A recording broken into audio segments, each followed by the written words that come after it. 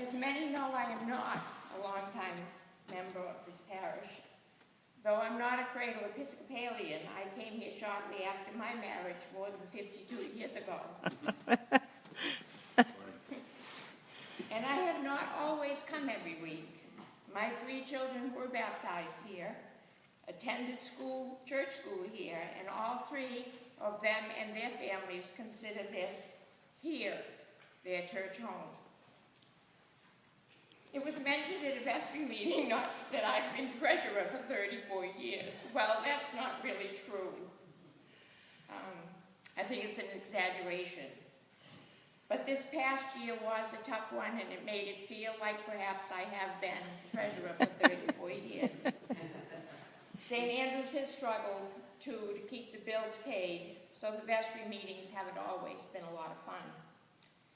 I remember as a child when my dad would come home from work, he came home every single day for lunch. Did you know my mother was a saint?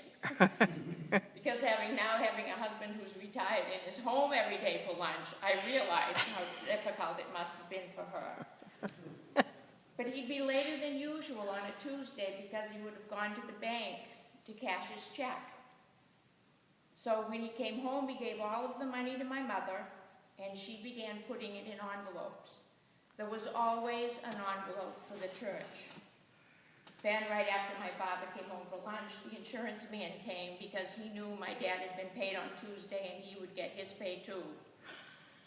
I have no idea what my father made then or before he passed away or anything about it, but they gave $7 a week. I remember my mother putting $7. I was just a little kid, probably, I'm going to say over 60 years, oh, Godfrey's, over 60 years ago, they put $7 in an envelope for the church.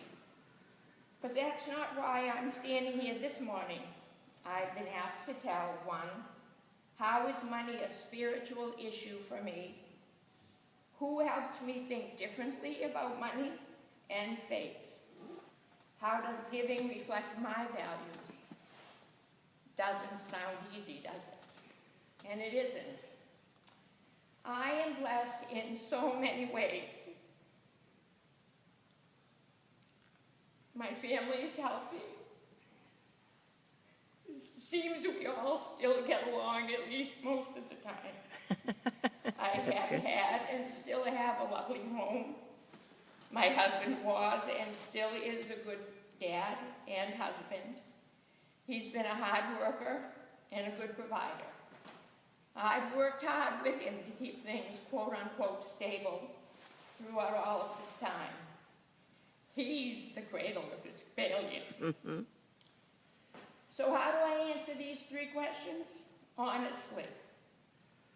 I think for me that I thank the Lord every day for his kindness toward me and mine. That he has been watching and taking care of us. He found me a wonderful and spiritual home here. He's kept me happy here. I have friends here. This is a friendly parish. Being treasurer has taught me to think differently about the money that St. Andrews has and needs to have to continue to be a spiritual home for those that are fortunate, like me, and less fortunate to those, to be well taken care of as me and mine. I know St. Andrews will be here for many more years. It's not dependent upon my giving. But, and it is a real big but, I give in thanksgiving for all that I have received. I can give because God has been good to me. And I make my own coffee every day. Perhaps this is my sacrifice.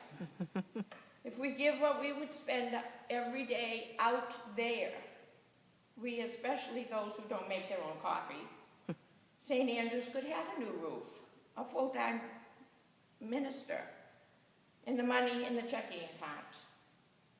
Sometimes I put change in my cup holder in my car when I'm just out because I think, well, I'm not going to stop at McDonald's. I'm not going to stop for coffee. I'm not going to go to Panera for lunch. I'm going to put some extra money in my cup holder so that I have it to give on Sunday. I think in the long run, I believe that if I'm good to God, lead a good life, stay true to my friends and family, give generously to the church, He will be good to me. Maybe I have it all wrong. Perhaps I am just God-fearing. And if I do have it wrong, I'll try to give a little more, because here is so important to me. Reverend Beth said that Bishop Tom, God rest his soul, said it was all right to pray for money. Yeah.